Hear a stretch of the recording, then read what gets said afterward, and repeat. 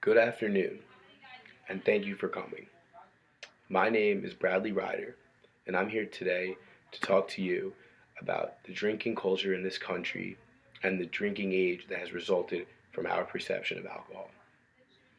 Since our country was founded several hundred years ago and the Puritans first walked on the North Atlantic continent, we have always viewed drinking as a taboo and drug type uh, event.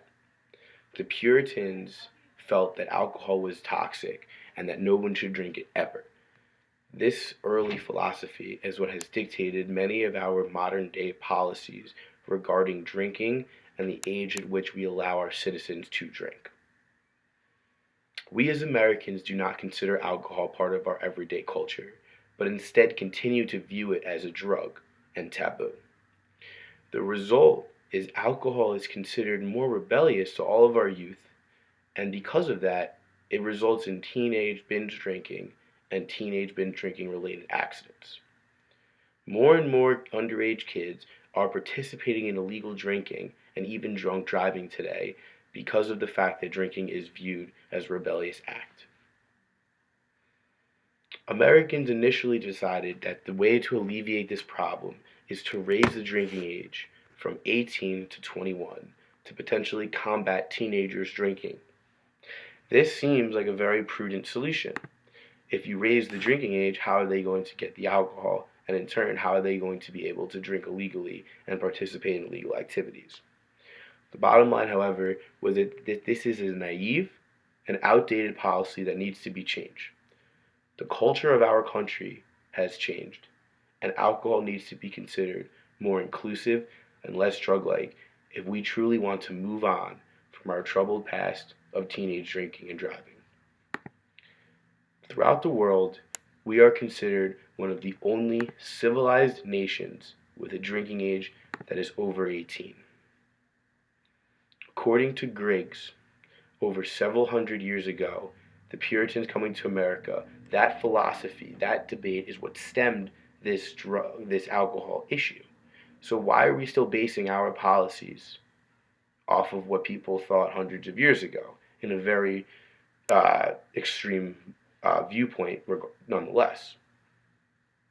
According to Lawrence Steinberg, the USA seems to stand alone on this weird drinking issue. Lawrence believes that one of the reasons Europeans do not face so many teenage driving incidents and teenage alcohol related incidents is because there is no drinking age, or the drinking age is 16 or 18, and kids are able to be exposed to alcohol in a non-rebellious function from a very early age. Imagine your first encounter with alcohol wasn't at a party when you were 15 out of a shitty tapped keg, but instead it was from your parents who were giving you wine at dinner, and that's what you grew up with, a glass of wine at dinner from the age of 13, 14, 15, maybe a beer. Nothing more, just for the taste, just for the cultural side of the alcohol. This in turn leads to many people in turn not actually becoming binge drinkers when they get older. Instead of saying, ooh, there's the alcohol that mommy and daddy wouldn't let me drink, they now say, oh, there's the alcohol that I've been drinking since I was 13. Let's just have a couple glasses of wine and relax, instead of let's have 10 shots and go party and drive and do stupid things. Lawrence Steinberg is a professor of psychology at Temple University, and he truly feels that the best way to combat this issue is to lower the drinking age to 19.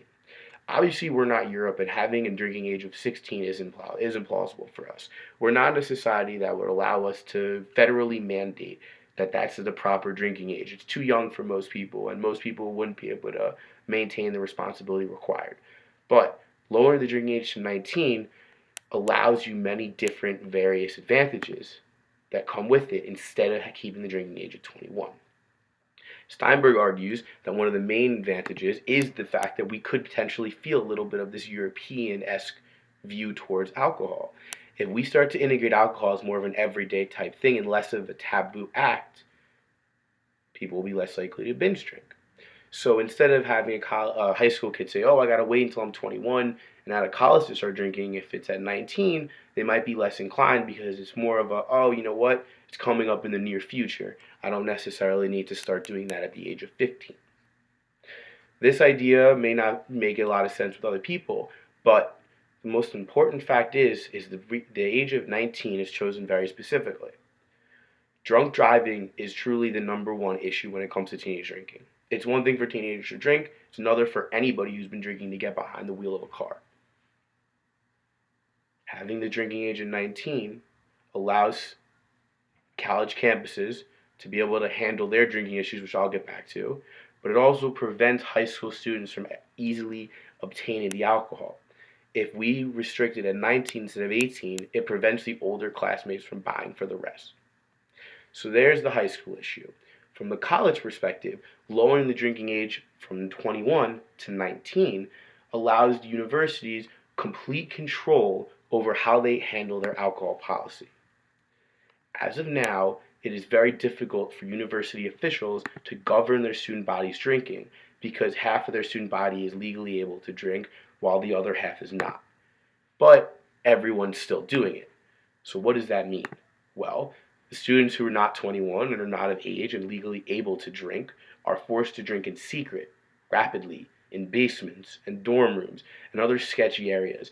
And that is when the over drinking and the literally deaths and near death incidents are occurring. They're not necessarily often occurring at bars and places where you would traditionally associate drinking.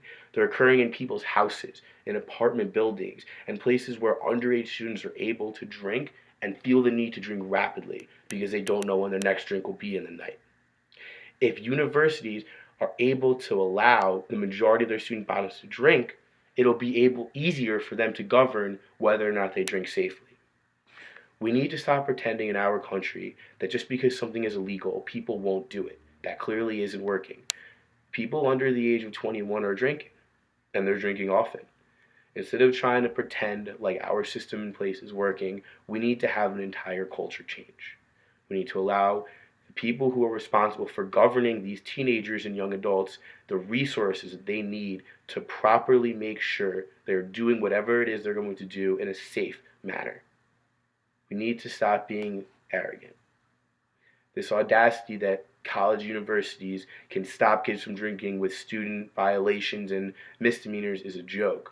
Everyone is drinking across the nation, and we all know it.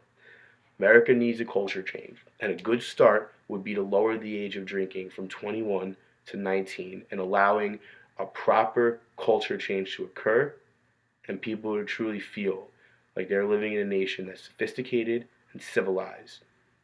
Thank you for your time.